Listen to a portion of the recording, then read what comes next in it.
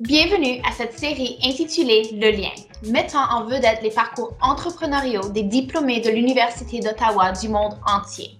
Restez à l'écoute et découvrez comment nos invités, provenant de nombreux horizons, ont donné vie à leurs idées et à leurs passions. Nous allons explorer les mesures qu'ils ont prises, les problèmes qu'ils ont surmontés et les leçons apprises. Je m'appelle Nicolas Tedessa et je suis diplômée de l'Université d'Ottawa du programme de communication et je serai votre animatrice lors de cette série.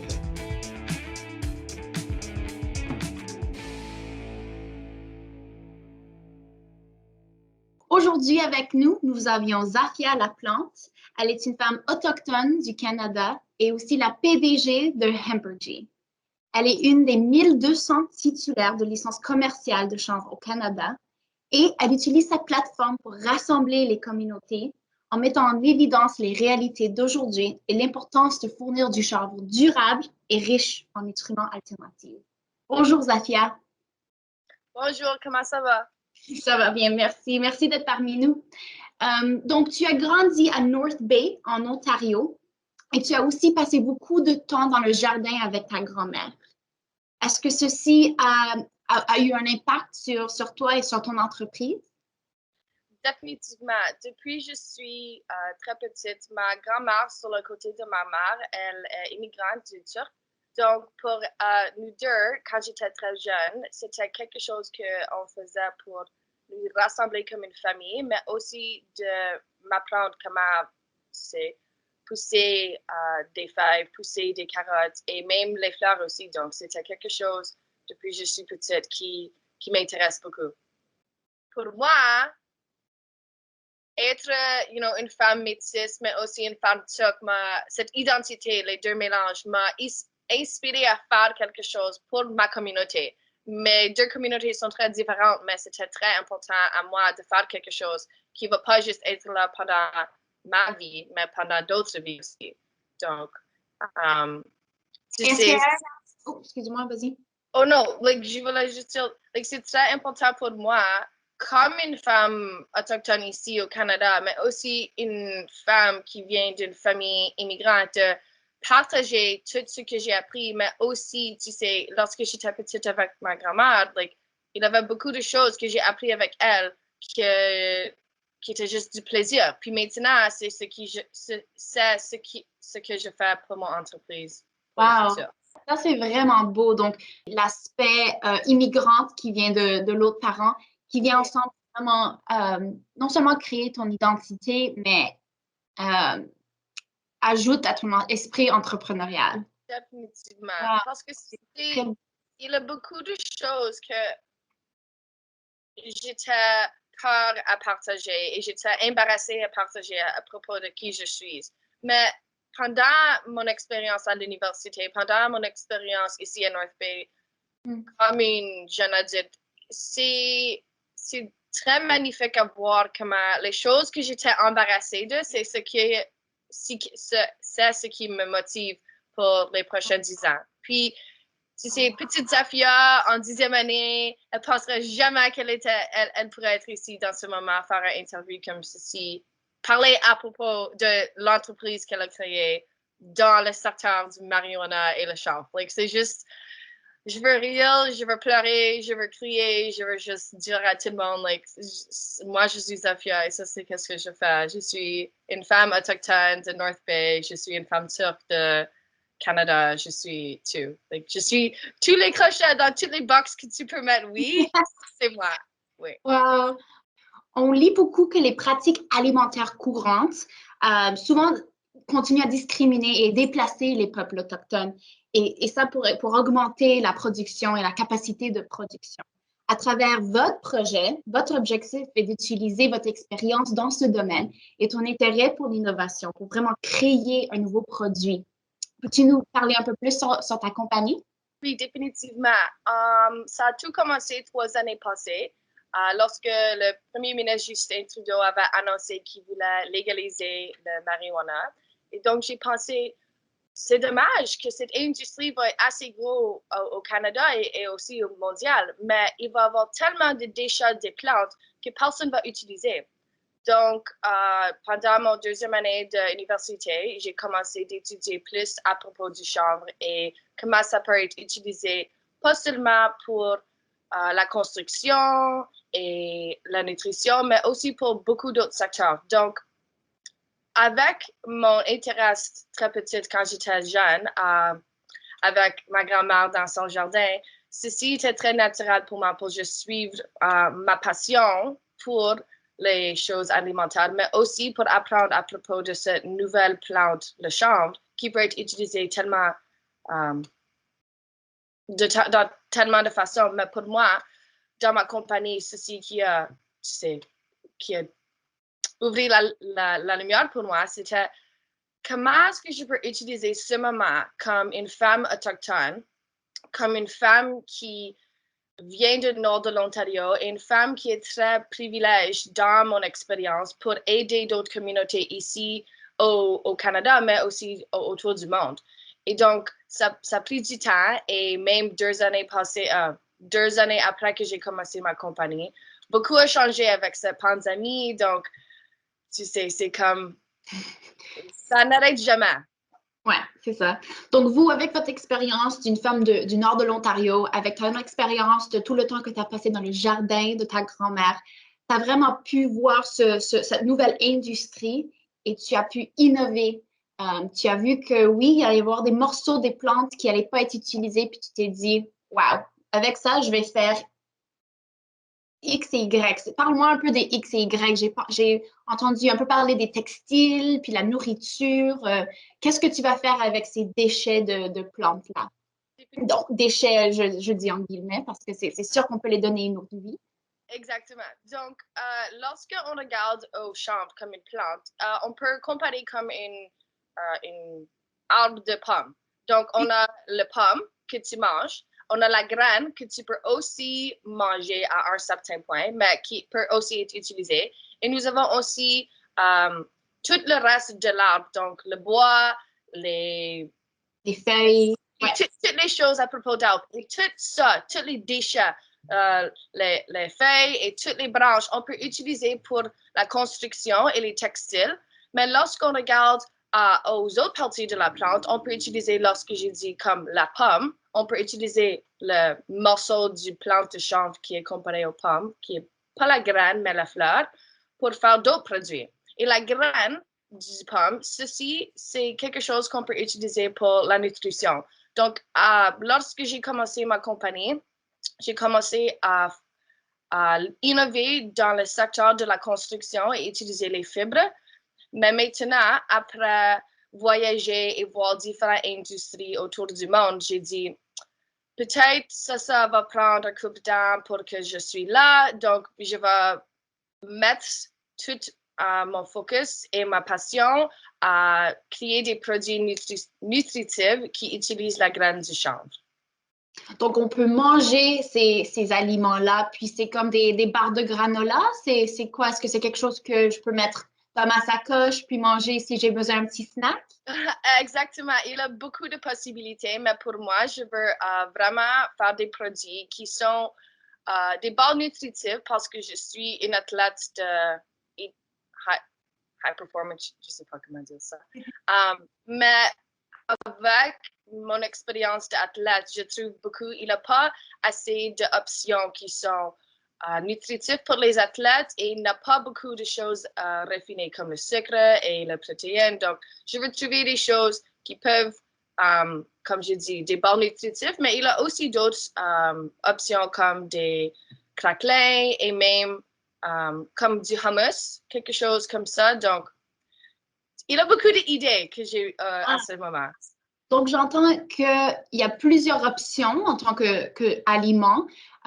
Puis, j'entends aussi qu'il y a un mélange de cultures. On a le hummus, on a des bars, on a des craquelins. Donc, c'est vraiment un gros mélange d'options. Définitivement. Puis, c'est tout, la chose qui est plus magique de cette toute création que j'ai commencé 3 années passées. C'est pas quelque chose qu'on a besoin d'acheter des produits d'autres pays. On peut acheter tous les produits pour faire ces barres nutritifs, pour faire ces craquelins ici au Canada et même ici à l'Ontario où je viens de. Donc, c'est pas quelque chose qui a besoin d'être gros, mais c'est quelque chose qui est très important pour moi à faire ici dans ma communauté. C'est fantastique. Vous êtes une femme vraiment extraordinaire. Puis, je remarque aussi que vous avez un parcours assez intéressant. Quelques faits ici, en 2018, vous avez participé à un Starter Hack Oui. où vous avez gagné un prix. Vous avez aussi fait partie d'un programme d'accélération de Futur RBC. Vous êtes récipiendaire d'un prix de l'innovation jeunesse de l'Association des Nations Unies au Canada. Puis en plus, vous avez été délégué de la jeunesse à la conférence de société civile des Nations Unies. C'est quand même impressionnant. Plusieurs d'entre nous, on a une idée d'entreprise qui mijote dans notre tête. Comment avez-vous passé de l'idée au concret? Où avez-vous commencé? Ah, ça c'est une très bonne question parce que beaucoup a changé lorsque j'ai commencé, ça fait 3 années passées.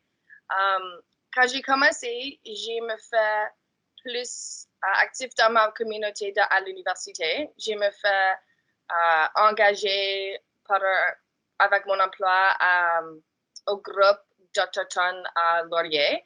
Et par cette interaction, j'ai eu d'autres chance de me faire plus active dans la communauté d'innovation. Donc, lorsque j'ai appris à propos de ces services et programmes à mon université, j'ai fait plus de cours dans l'innovation, mais j'ai aussi pris beaucoup de temps personnel pour voir qui dans la communauté au sud de l'Ontario peuvent m'aider aussi, même s'ils ne savent pas beaucoup à propos du chanvre.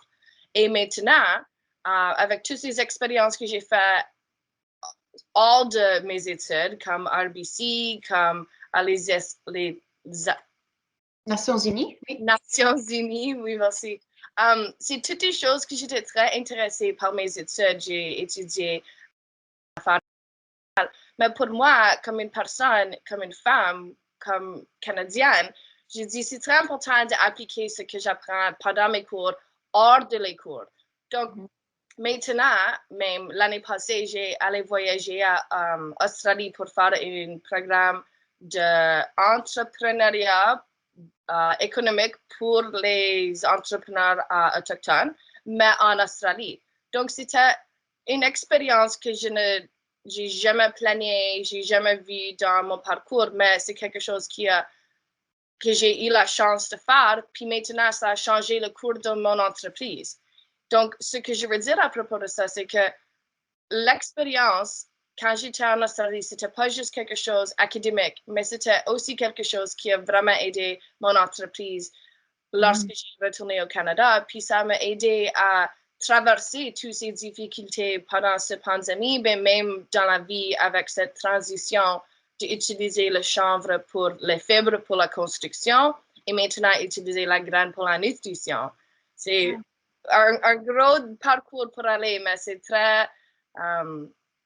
Certainement.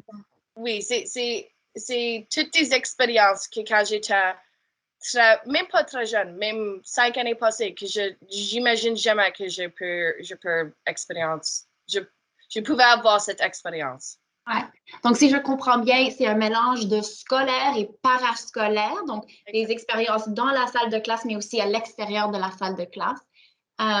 Puis, si je comprends bien aussi, il faut rester ouvert. Il y a des expériences que tu n'as pas pu imaginer qui ont venu cogner à ta porte, puis tu as été ouverte, tu as pris un risque, puis tu es allé de l'avant.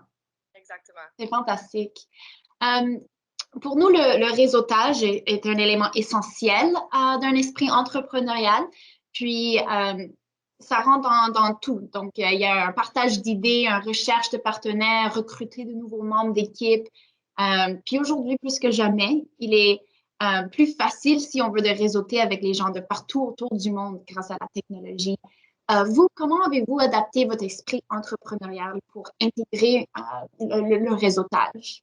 Oh, comme tu as dit, la technologie nous a aidé beaucoup, spécialement aujourd'hui dans les temps qu'on vit. Mais pour moi, spécifiquement, c'était un mix de l'Internet comme LinkedIn et les médias sociaux comme Instagram et des choses comme ça.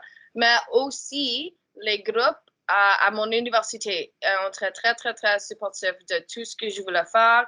Il y avait beaucoup d'organisations sur mon campus comme le Law Society, le groupe des étudiants autochtones, que j'ai participé beaucoup à leurs activités. C'est fantastique. Exactement, il y a beaucoup de choses à faire maintenant comme étudiant avec l'Internet et la technologie pour grandir ton réseau. Ouais. Donc, tu as pu faire du réseautage sur le campus. Puis maintenant que vous n'êtes plus à l'étude, est-ce qu'il y a d'autres organisations avec qui tu travailles pour réseauter? Tu as parlé de LinkedIn, ça c'est fantastique. Moi aussi, c'est un outil que j'aime beaucoup. Exactement. Pour moi spécifiquement, parce que je suis une femme autochtone et ma compagnie est une compagnie autochtone, je travaille, ça fait peut-être 5 années maintenant, avec Canadian Council de Aboriginal Business. Ils m'ont aidé beaucoup avec les programmes sur l'Internet, mais aussi avec les événements de networking. Et plus récemment, je me fait connecter avec cette organisation qui s'appelle SheEO. Ça, c'est une organisation que je savais beaucoup à propos de ce qu'ils faisaient, mais je n'ai jamais fait partie de ce qu'ils font.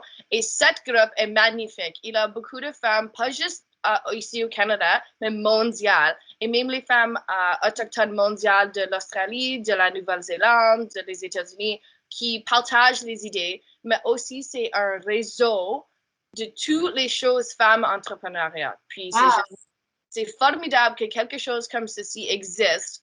À mon âge, je suis seulement 23, pour aider tout le restant de ce que je veux faire pendant mon entreprise. C'est fantastique. Bon, voici un petit astuce pour les jeunes entrepreneurs. Merci pour ceci. Tu as parlé un peu de notre situation présentement, mais c'est vrai, en mars 2020, notre monde a beaucoup changé. Être entrepreneur signifie souvent avoir les nerfs très solides et ne pas laisser les contretemps nous arrêter. Pourriez-vous partager un obstacle ou un problème inattendu que vous avez rencontré et comment vous l'avez surmonté? Oh, il y a beaucoup, pas juste dans la vie entrepreneuriale, mais juste dans la vie normale. Naviguer ceci au début de la pandémie, au mois d'avril, ça fait quelques mois qu'on est dans cette situation. Au début, j'étais dans une position mixte. Je ne savais pas ce que je voulais faire. Je ne savais pas si je voulais même poursuivre avec mon entreprise à ce point parce que c'était juste beaucoup. J'avais juste retourné de 4 mois étudier en Australie. Puis, lorsque j'étais là l'année passée, au mois de novembre, tout dans ma compagnie a changé. Le projet, le but, les personnes que je travaillais avec, tout ce que j'avais planifié pour 2 ans, tout changé lorsque j'ai retourné à la maison en janvier de 2020. Et pour moi, c'était déjà un pivot que je faisais dans ma compagnie. Donc, avec la pandémie, c'était juste un autre pouce sur moi de faire des choses plus vite et plus, tu sais, efficient. Puis pour moi, j'étais, man, je suis très fatiguée. Je viens juste de terminer 5 années d'études avec 2 diplômes et maintenant, quelqu'un veut que je vais, tu sais, ramasser 25 000 $. Puis j'ai dit, j'ai même pas 5 minutes pour me réveiller dans le matin pour faire un café. Des choses simples comme ceci, je pouvais même faire. Et donc, pour moi, quelque chose, je pense que on a besoin de parler plus à propos dans la vie d'entrepreneuriat, c'est la santé mentale. À un certain point, je pouvais même pas décider ce que je voulais manger. Et ça on pense pas comment des choses simples comme ceci affectent tout le restant de notre vie, spécialement quand on est entrepreneuriat, parce que beaucoup de personnes sont juste là et ils attendent que tu fais quelque chose mal ou ils attendent que tu ne réussis pas. Mais ils sont les premières personnes là à te juger quand tu fais quelque chose bien. Donc, toutes ces pressions de la pandémie, de la famille, de faire les choses simples qui m'aident beaucoup, je ne faisais pas. Donc, j'avais besoin de prendre du temps pour me récupérer, faire des choses qui m'aident et juste faire une pause sur ma compagnie pour quelques mois. Et lorsque je me sentais plus dans ma peau et plus, tu sais, créatif. Lorsque j'ai recommencé, j'étais absolument excitée de faire quelque chose. Et comme 2 mois avant ça, je me pensais, est-ce que je veux même continuer avec ce que je fais? Donc, on dit qu'il faut avoir des nerfs assez solides, mais toi, tu nous expliques que non, c'est l'inverse. On a le droit d'être humain, on a le droit d'avoir des émotions, puis on a le droit de prendre soin de nous physiquement, mentalement et spirituellement si c'est quelque chose qui est important pour nous. C'est vraiment inspirant. Peut-être on va finir avec une dernière question qui est assez proche de la dernière, mais vous à nos étudiants et étudiantes? Oh, je pense que j'étais un étudiant ou étudiant qui écoute ce qu'on parle aujourd'hui. J'aimerais juste partager l'importance de, premièrement, prendre soin de notre corps, de notre santé mentale, prendre soin de tout ce qui est autour de nous, mais aussi de faire les choses que tu pensais jamais que tu auras l'opportunité ou le moment d'essayer. Et ne soyez pas trop fort sur toi. Soyez très encourageux et sois gentil.